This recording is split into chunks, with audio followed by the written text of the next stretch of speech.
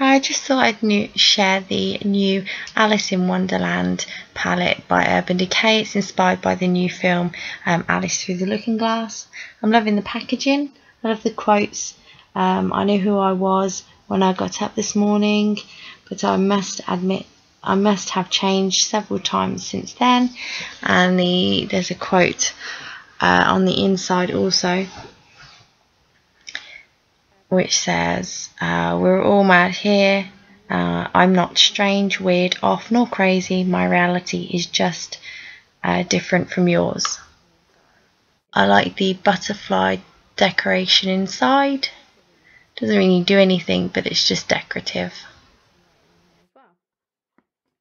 And obviously it has a mirror as well.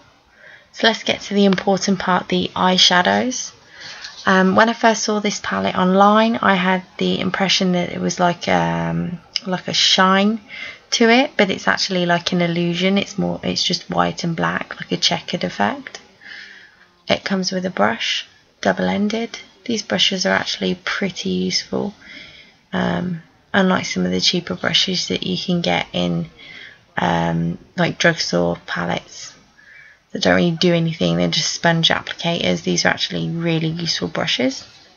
So I'm just going to swatch the shadows dry first with the brush provided. The first is Looking Glass. It's pretty basic. You can it's a barely there shadow. I think it'd be good for a base. There's 5 rows of shadows and each one is based on a different character in the film. The next is Hatter. It's just a beautiful green. This is almost matte. This shade, it's just has a little sparkle to it, I think. Oh, this one might be completely matte. The next one is Lily. That one is also a barely there colour.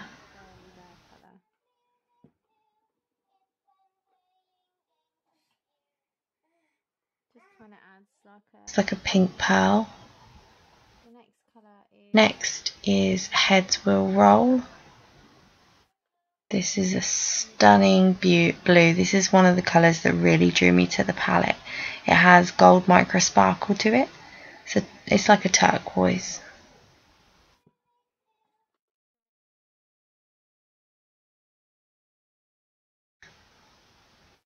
And Time. Time is a black navy satin with soft iridescent micro sparkle. Again, this is a really beautiful colour.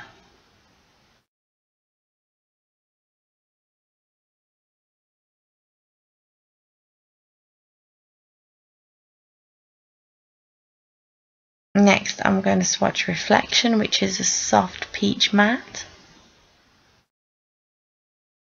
And it really is a soft colour. Again, I feel like this colour could be used quite well as a base when used dry anyway. Next colour is Gone Mad.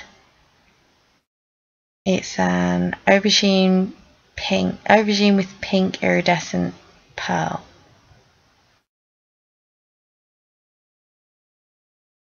Really light sparkle in this one, and I think this would be a good crease colour.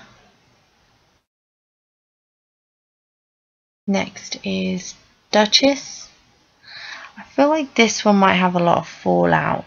It's peach with pink micro sparkle. And next is Bandersnatch, which is a deep teal matte.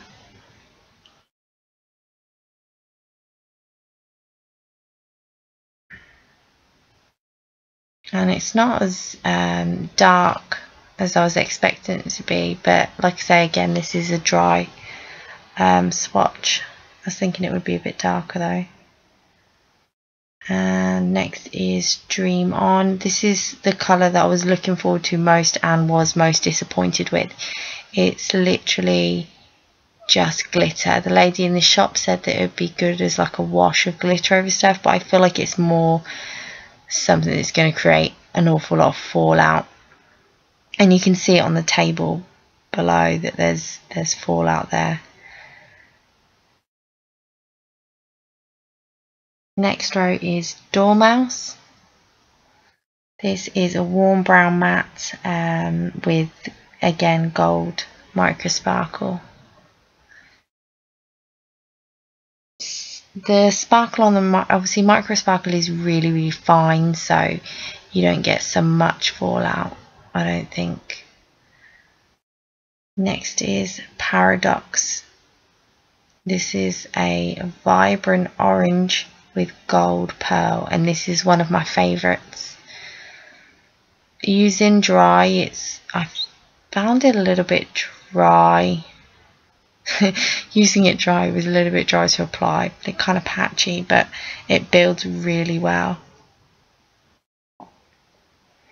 It's like a shimmery, gives a shimmery effect. Next is Kingdom.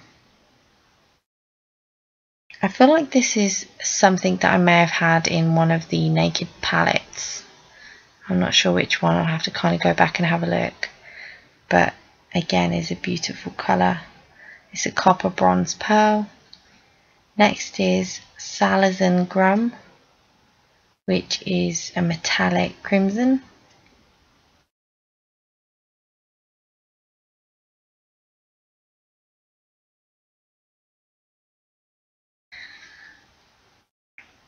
And I really, again, this is one of my favourite colours. It's really buildable, really bright, vibrant colour, and it gives a nice sheen. And finally on that row is Chronosphere, and Chronosphere is metallic deep bronze. Like I say, again, I feel like that's something that's probably in a Naked palette. In one of the Naked palettes, probably the first one, I think. I don't know, possibly. But again, a really usable colour. I feel like, again, that could be a great crease colour. Next is Metamorphosis. And Metamorphosis is a vibrant periwinkle blue with micro sparkle. And Cake, which is a bluish pink or blue based pink with silver micro sparkle.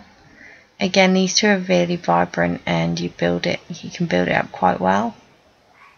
Then it's Chessboard, with a medium brown matte, and Royal Flush, which is a pale beige shimmer. I really like that. Kind of reminded me a little bit of Floof by MAC, in the respect that it's got a beautiful pearl, great for like the inner corner. And finally Mirror, which is a grey taupe satin, and again, once built, was really beautiful. So now I'm going to just swatch them with a wet brush. I did go ahead and use a different brush. It was again an Urban Decay brush to do that, to do the damp swatches. And so obviously the first one is Looking Glass, and then again Hatter. And Lily comes up so much better with a damp brush. I really love that. It looks so much more pinky.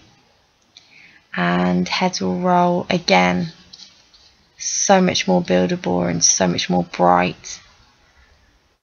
And Time just looks stunning with a damp brush. But Time is one of the shades that does come up pretty deep, wet or dry, as you can see. And as you can see, it's kind of stained my arm. Reflection, again, looking really nice, and Gone Mad looks so much better with a damp brush, I think, as well. They all do, really.